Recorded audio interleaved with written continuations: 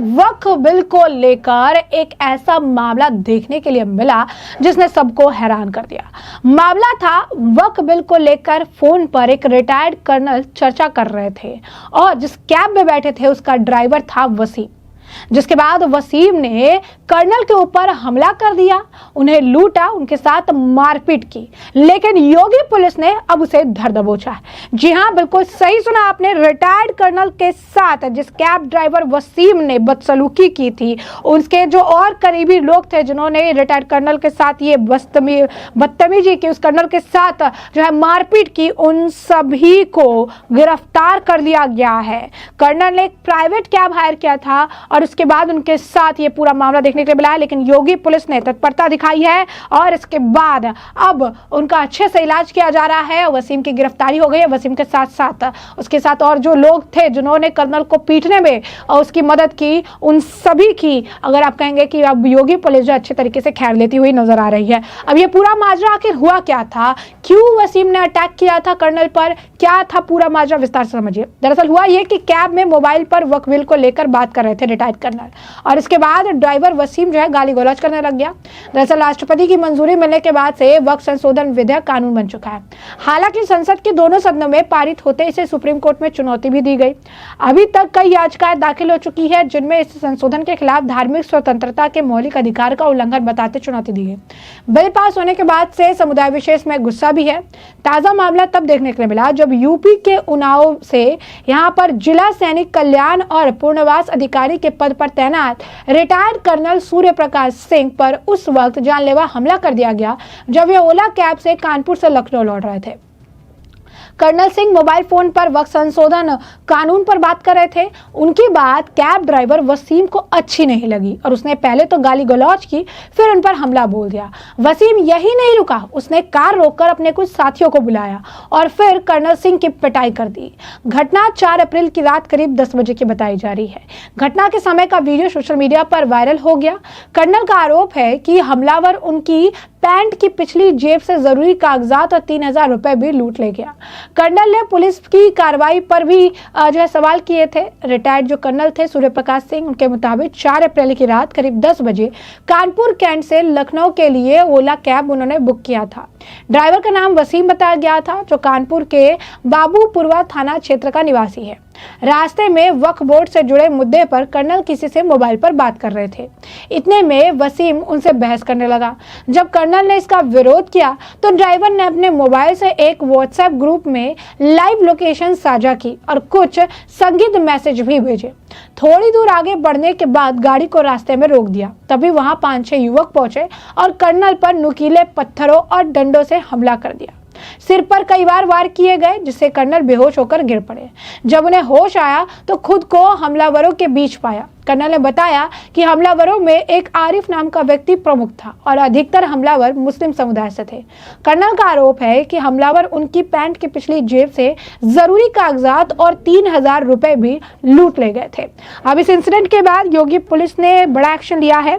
योगी police ने action लेते हुए कैब ड्राइवर वसीम और उसके साथ जो भी लोग इन्वॉल्व थे उन्हें गिरफ्तार कर लिया है। वहीं दूसरी तरफ आपको बता दें कि वक्फ कानून को लेकर बीजेपी के एमपी है राधा मोहन अग्रवाल, उन्होंने बहुत ही विस्तृत तरीके से जानकारी दी है। उन्होंने बताया है कि क्यों ये कानून जरूरी है और कैसे भारत में कुछ लोग, कुछ व्यक्ति विशेष के लोग, कुछ कम्युनिटी के लोग, कुछ राजनीतिक पार्टियां अपने लाभ के लिए इसका गलत इस्तेमाल कर रही हैं। वक्फ की जमीन जो गरीबों के लिए इस्तेमाल होना चाहिए, उसी जमीन पर ये होटल बना रहे हैं, बंगलो बना रहे हैं, अपने फायदे के लिए इस्तेमाल कर रहे हैं और इसी वजह से वक्फ कानून से परेशानी हो रही है। उन्होंने इसे लेकर बताया कि कैसे 2006 में टोटल रिपोर्ट आई थी कि 4-4.5 लाख जमीन जो है, एकड़ जमीन वक्फ के पास है, लेकिन इसके बाद भी इसका सही तरीके से इस्तेमाल नहीं किया गया। निजी संपत्ति के तौर पर इसे इस्तेमाल किया गया, गलत इस्तेमाल किया गया। उन्होंने तो यहाँ तक कहा कि ऐसे भी नेता हैं, मल्लिकार्जुन खड़गे का उन्होंने नाम लिया और कहा कि ऐसे वो नेता हैं जो कि खुद वक्फ की जमीन पर कब्जा करके बैठे हैं और इसी वजह से ये कानून उन्हें काला कानून लगता है। उन्होंने क्या कुछ और सच्चाई बताई है, जरा एक बार आप खुद सुनिए। वक्फ पूरी दुनिया के सभी धर्मों के लिए अगर सही तरीके से उपयोग हो तो समाज सेवा का एक आदर्श संगठन है। वक्फ की भावना क्या है?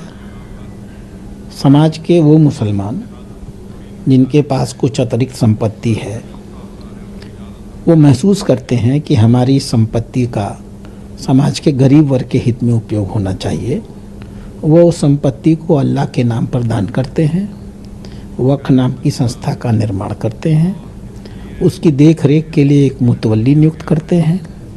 वो मुतवल्ली उस संस्था के संपत्तियों का उपयोग करके, वह चाहे व्यावसायिक उपयोग करे, चाहे रेंटल पे दे के उपयोग करे, उससे आय करता है और आय के माध्यम से गरीब मुसलमानों की, विधवा तलाकशुदा बहनों की, अनाथ बच्चों की, बूढ़े माँ बाप की इनकी देखरेख करे, उनकी शिक्षा का, उनके स्वास्थ्य का, उनके भोजन का, ये सब की व्यवस्था की जाए। ये कितना बड़ा उद्देश्य है, इतना महान उद्देश्य जो 1500 साल से मुस्लिम समाज में चला आ रहा है। पूरी दुनिया में इसका सही उपयोग भी हुआ है, लेकिन भारत का दुर्भाग्य है, भारत के राजनीतिक लोगों ने और मुस्लिम समाज के सरमाएदारों ने वक्फ को इनके अपने इन महान उद्देश्यों तक पहुंचने नहीं दिया। वक्फ की अधिकांश संपत्तियों पर उन्होंने कब्जा कर लिया, कब्जा करके निजी लाभ कमाया, अपनी बिल्डिंगें खड़ी की, अपने अट्टालिकाएं खड़े की, अपार्टमेंट्स बनाए, बड़े बड़े बंगले बनाए, होटल्स बनाए, मॉल बनाए, सिनेमा हॉल बनाए। जो काम नहीं किया वो गरीबों के हित में उस पैसे का उपयोग न होने पाए। और ये मैं नहीं कह रहा हूँ, ये सच्चर कमेटी की रिपोर्ट कह रही है। सच्चर कमेटी की रिपोर्ट 2006 में आई। सच्चर कमेटी ने क्या कहा? 2006 में भारत में कुल वक्फ संपत्तियां 4.5 लाख थी। 2006 में इनका रकबा 6 लाख एकड़ था। सच्चर साहब ने, राजेंद्र सच्चर साहब ने लिखा, इस 6 लाख एकड़ की जमीन का अगर सही तरीके से उपयोग हुआ होता तो हर साल वक्फ की संपत्तियों से 12,000 करोड़ की आय होती। और फिर उन्होंने ही लिखा कि 12,000 करोड़ के रुपए के सामने आय होती है 163 करोड़। और उन्होंने ही प्रश्न उठाया कि आखिर ये 12,000 करोड़ में से जो 163 करोड़ वक्फ में आता है तो बाकी पैसा गया कहाँ? 11,837 करोड़ रुपए किसने लूट लिया? फिर उन्होंने बताया कि वक्फ की संपत्तियों की लूट कैसे हो रही है। मुतवल्ली उसको बेच के खा रहा है, वक्फ बोर्ड के मेंबर उसको बेच के खा रहे हैं, वक्फ बोर्ड के अधिकारी उसको बेच के खा रहे हैं। ये जो तथाकथित मुस्लिम संस्थाएं मुसलमान समाज के सरमाएदार बनी हैं, उनके नेता लूट के खा रहे हैं। इस देश का सबसे बड़ा राजनीतिक दल कांग्रेस है, कांग्रेस की पार्टी के सब नेता हिंदू हो या मुसलमान लूट के खा रहे हैं और देश के अधिकांश मुस्लिम नेता लूट के खा रहे हैं। और इसीलिए कहाँ वो आय 2006 में 12,000 करोड़ होनी चाहिए थी, आय 166 करोड़ हो रही है। अब आज के दिन जो हम लोगों के पास आंकड़े हैं 2024 में 8,72,304 संपत्तियां, 6 लाख की जगह पर 37,94,000 एकड़ वक्फ के पास जमीन है और 12,000 करोड़ की जगह कम से कम 1 लाख करोड़ की आय प्रतिवर्ष। 1 लाख करोड़ माने 1 खरब रुपया। और दिखा कितना रहे हैं? 166 करोड़। संपत्ति 2006 से लेकर अब तक में इतनी बदल गई और आय 3 करोड़ बढ़ी। तो ये प्रश्न जो सच्चर ने पूछा था आज नहीं पूछा जाएगा कि ये आखिर 1 खरब रुपया कौन लूट रहा है? वक्फ संशोधन अधिनियम 2025 जो माननीय प्रधानमंत्री नरेंद्र मोदी जी के द्वारा लाया गया, बस एक ही बिंदु पर टिका है। हम इस 1 लाख करोड़ हर वर्ष 1 खरब रुपए प्रतिवर्ष होने वाली वक्फ की संपत्ति को लूटने नहीं देंगे। हम इस 1 लाख करोड़ का उपयोग समाज के गरीब मुसलमान के लिए, विधवा तलाकशुदा बहन के लिए, अनाथ बच्चों के लिए, बूढ़े माँ बाप के लिए, अस्पताल के लिए, शिक्षा के लिए, अनाथालय के लिए, भोजनालय के लिए, जो मुस्लिम समाज का गरीब वर्ग जो विकास के दौर में कहीं छूट गया था उसके जीवन को बेहतर करने के लिए करेंगे। वक्फ अधिनियम 2024 बस इतने तक ही सीमित है, बाकी इसका इस्लाम से कोई लेना देना नहीं है। वक्फ की मस्जिद, मुस्लिम समाज की मस्जिदें हैं, मुस्लिम समाज के मदरसे हैं, दरगाह है, खानखां है, कब्रिस्तान है, कौन उनको छूने जा रहा है? कोई उनके लिए चिंता नहीं करने जा रहा, वो जहां हैं। हम सिर्फ इतना करने वाले हैं कि जो वक्फ की संपत्तियां खाली पड़ी हैं जिन पर इन नेताओं ने कब्जा कर लिया है, इनक्रोच कर लिया है, हम उस संपत्ति का आधुनिक तौर तरीके से व्यावसायिक इस्तेमाल करेंगे, हम उनकी आय बढ़ाएंगे। मुझे तो लगता है 1 लाख करोड़ नहीं, अभी दसियों लाख करोड़ रुपया इससे कमाया जा सकता है। हम इस कमाई का इस्तेमाल आम गरीब मुसलमान के लिए करेंगे। वक्त इतने ही तक है और इसी उद्देश्य से लाया गया है। एक लाइन में मैं कहूँ तो गरीब का अधिकार सिर्फ गरीब को ही मिलेगा, इतना ही वक्त है। लोगों को लूटने नहीं दिया जाएगा।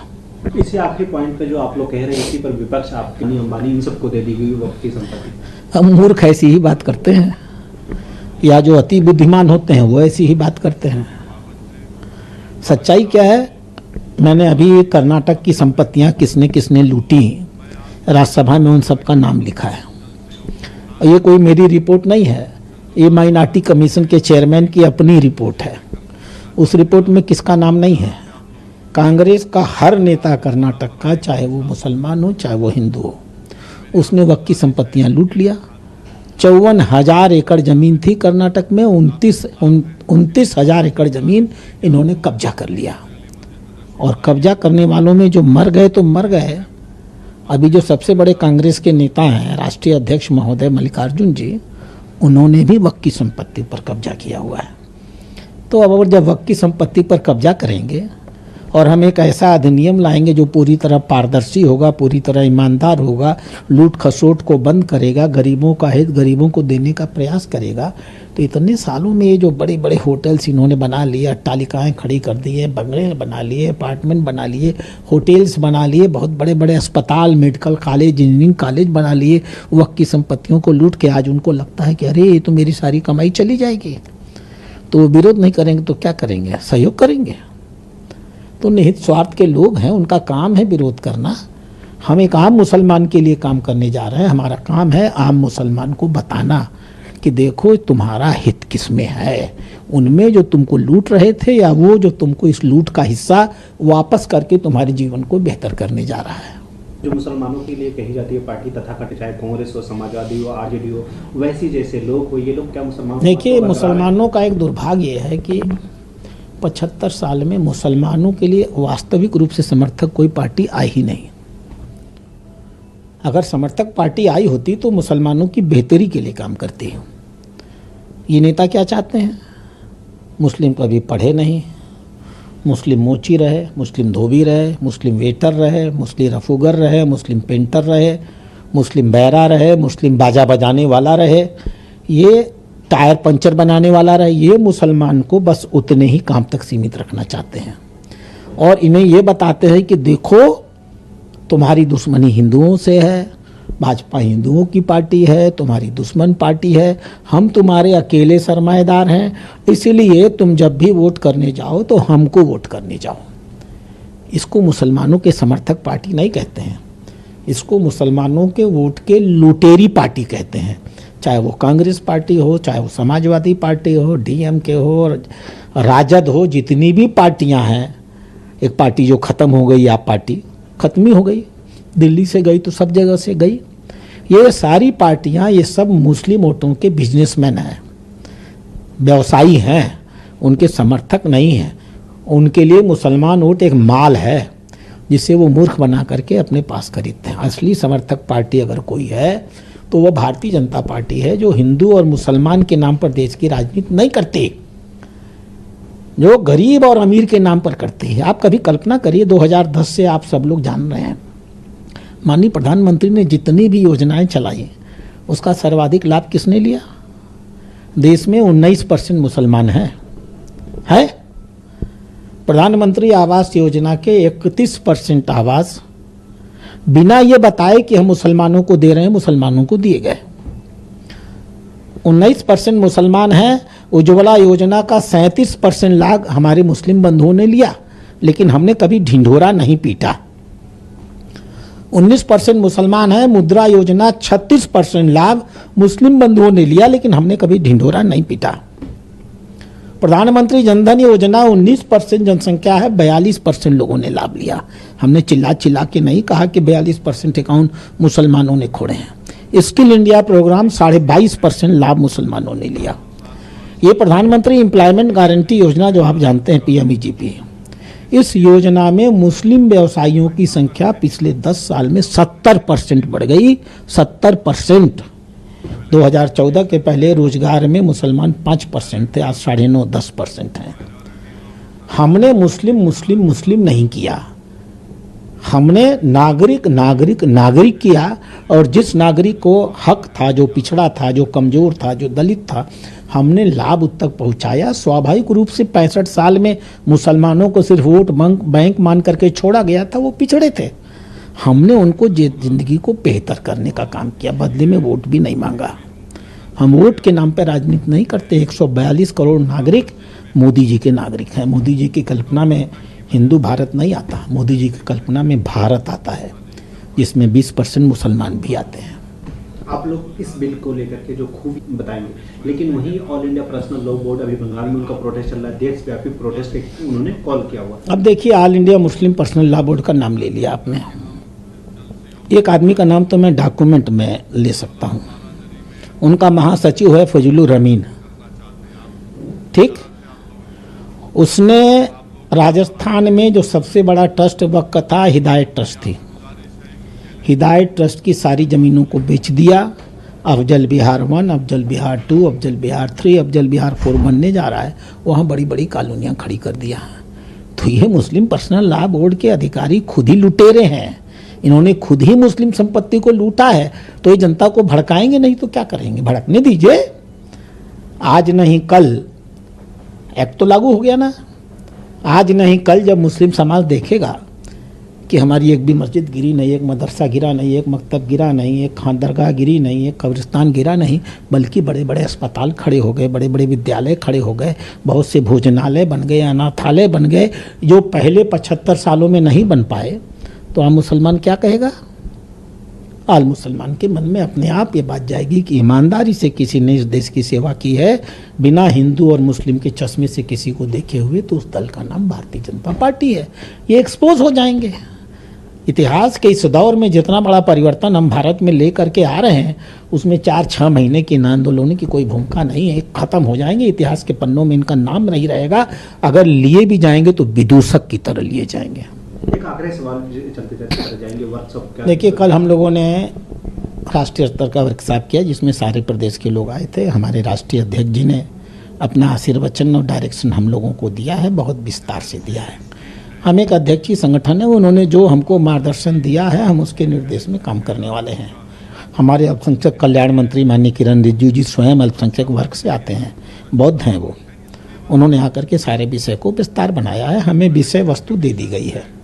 अब हम पूरे प्रदेशों में ऐसे ही बैठ के करेंगे, जिलों में बैठ के करेंगे, और कार्यकर्ताओं को मुस्लिम समाज के बीच में भेजेंगे, उनके बीच में सारे तथ्य रखने का काम करेंगे और उनको बताने का प्रयास करेंगे कि यह योजना वास्तव में उनके हित में कितनी बड़ी योजना है। और हमेरा हमेशा विश्वास रहा है कि सत्य को स्वीकार करने में दुविधा हो सकती है। सत्य परेशान होता है, सत्य पराजित नहीं होता है कभी।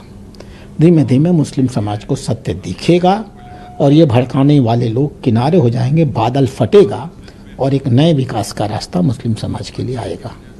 धन्यवाद। तो जैसा कि आपने उनका भी बयान सुना, और ऐसे में हमने आपको जो पूरा मामला है विस्तार से बताया। इस मामले पर अब आपकी जो राय हो हमें कमेंट सेक्शन में कमेंट करके जरूर से जरूर साझा करिएगा। धन्यवाद।